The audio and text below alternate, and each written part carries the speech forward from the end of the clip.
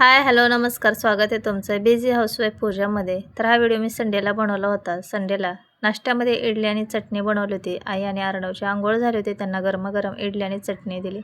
तर इथे दोघांच्या पण अंघोळ्या झालेल्या. तर म्हटलं गरमागरम आहे तोपर्यंत इडली खाऊन घ्या. तर आईला खूप जास्त इडली आवडते आणि अर्णव खूप लाजत होता कारण व्हिडिओ चालू होता. तर तो म्हणत होता की मम्मी व्हिडिओ बनवते काय आमचा. म्हटलं हा. तर खूप लाजून बसला होता. बघा कसा शांत खातोय. तर आईंना पण व्हिडिओचं एवढं काही जास्त आवडत नाही. आई म्हणत होत्या इडली कशी झाली ते सांगायचे म्हणून आपला व्हिडिओ बनवते म्हणून. तर इथं माझा व्हिडिओ चालूच होता. तर दोघं पण एकदम शांतपणे खात होते.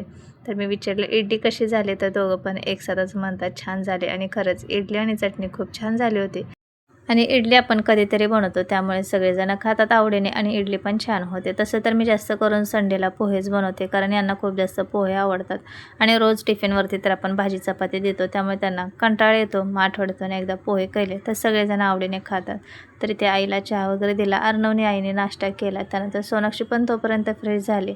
आमच्या दोघींना पण नाश्ता करायचा होता. आईंचा नाश्ता झाला आणि आई लागल्या त्यांच्या कामाला, ते म्हणजे कपडे धुण्याच्या. तर आईला म्हटलं आज मुलांना सुट्टी संडे तर मी करते सगळं, तुम्ही बसा. त्यांचं असं होतं की अजिबात नाही, मी कपडे धुते, तुझं तू घरातलं कर म्हणून. तर काय काय कपडे धुवायचे ते मला विचारत होते. हे धुका ते धुका, किती मोठे कपडे गोळा करून घेतात आणि धुवत बसतात. त्यांना अजिबात कपडे धुण्याचा कंटाळा येत नाही. तरी ते आई कपडे धुवायला चालल्या होत्या, कपडे गोळा करत होत्या. मी आणि सोनाक्षीने नाश्ता करून घेतला. आणि आता संडे म्हटलं की सोनाक्षीच्या पप्पांचं अगदी निवांत असतं कारण आठवड्यातून एकदा सुट्टी मिळते. तर निवांत झोपतात ते, उशिरा उठतात, उशिराच त्यांचा नाश्ता वगैरे होतो. आता इथे मी आणि सोनाक्षी गप्पा मारत नाश्ता करत होतो आणि चहा एवढा भारी झाला होता ना, एकदम भारी वाटलं चहा गरम गरम पिल्यानंतर. तर म्हटलं आता नाश्ता करून लगेचच भांडे वगैरे घासून घेते कारण भांडे इडलीचे खूप जास्त पडतात. त्यामुळे म्हटलं भांडे घासते आईंना. म्हटलं नंतर तुम्ही कपडे धुवून घ्या. आणि माझं आणखीन एक चॅनल आहे रेसिपीचं, ॲक्टिव्ह पूजा रेसिपी म्हणून. त्यासाठी मला रेसिपी बनवायची होती. म्हटलं असंही मी इडली बनवते तर रेसिपी पण बनवून घेते. तर त्या रेसिपी बनवत सगळं शूट करायचं, इडली बनवायची म्हटलं की बराच वेळ जाणार होता. त्यासाठी लवकरच उठलेले आणि मग व्हिडिओ वगैरे शूट करून घेतला. 2 ते 3 तास देऊन इडलीची रेसिपी बनवली होती. तर रेसिपी बनवायची म्हटलं की खूप वेळ लागतो. सगळं व्यवस्थित दाखवायचं आणि सगळ्यांच्या अंघोळ्या होईपर्यंत माझी इडली चटणी बनवून व्हायला पाहिजे होती कारण त्यांना नाश्ता पण करायचा होता. तर इथे माझी रेसिपी पण बनवून झाली.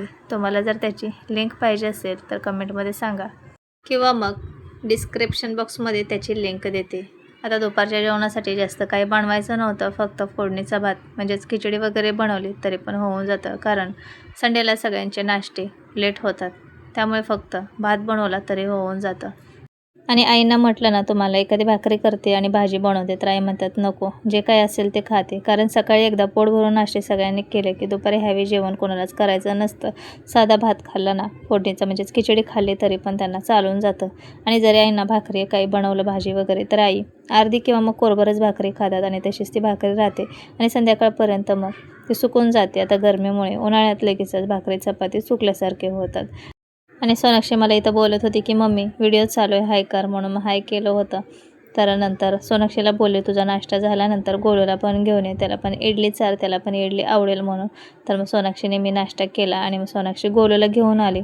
तर झोपेतनं उठला होता त्यामुळे तो खूप शांत होता. आणि व्हिडिओ चालू असेल तर गोलू अजिबात बोलत नाही, एकदम शांत बसतो कारण त्याला माहिती आहे व्हिडिओ किंवा फोटो काहीतरी काढतात म्हणून. तर किती शहाण्यासारखा बसला बघा, एकदम शांत. दिदी चालत होती, तिला विचारलं कशी झाली दिदीने, तर म्हणतोय छान झाली म्हणून. लगेच त्याचं लक्ष व्हिडिओकडे गेलं आणि कसं शांत बसलं बघा, खूप आगाव आहे. तर इथं हे उठले होते, त्यांच्या आंघोळ वगैरे चाललेले, तर बिछाना वगैरे उचलून घेतलं. आता यांना नाश्त्यामध्ये ब्रेड आणला होता, ब्रेड गरम करायचा होता कारण यांना इडली आवडत नव्हती. तेवढ्यात नंदेने फोन केला आणि म्हटले की पावभाजी घेऊन जा म्हणून. मग काय त्यांनी पावभाजी आणि ब्रेड मस्का चहा असा नाश्ता केला. आता इथं माझं सगळं आवरून घेतलं. म्हटलं पटकन फरशी पुसते आणि मग भांडे घासते, लावून घेते आणि खिचडी करते. पाणी पण भरायचं होतं. संडेचा दिवस कसा पटपट निघून जातो कामामध्ये काहीच कळत नाही. तुमच्यासोबत असं होतं का नक्की कमेंटमध्ये सांगा.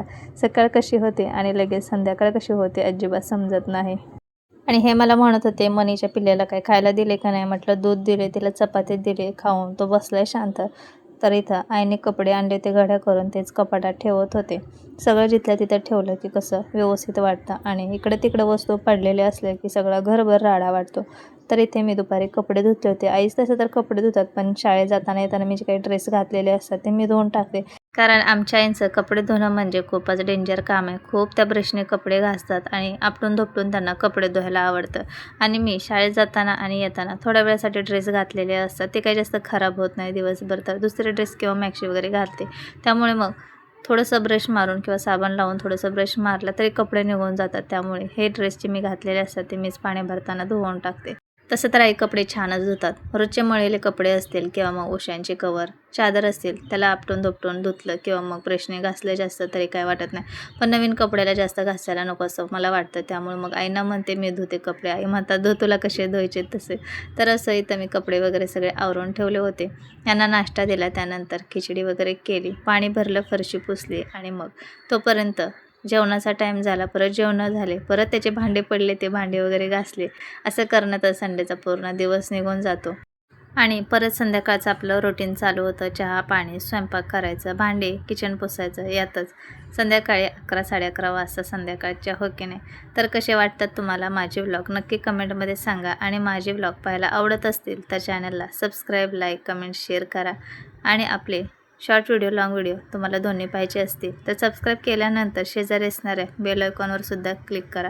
सबस्क्राईब करणं हे अगदी फ्री आहे. त्यामुळे तुम्हाला रोजच्या रोज व्हिडिओचं नोटिफिकेशन मिळेल आणि तुम्ही कोणताच व्लॉग मिस करणार नाही, शॉर्टसुद्धा आणि लाँगसुद्धा. तर असंच होता लाँग व्हिडिओ. कसा वाटला ते कमेंटमध्ये सांगायला विसरू नका. आपण भेटूया पुढच्या अशा साध्या सोप्या आणि मस्त व्लॉगमध्ये. तोपर्यंत सर्वांना बाय.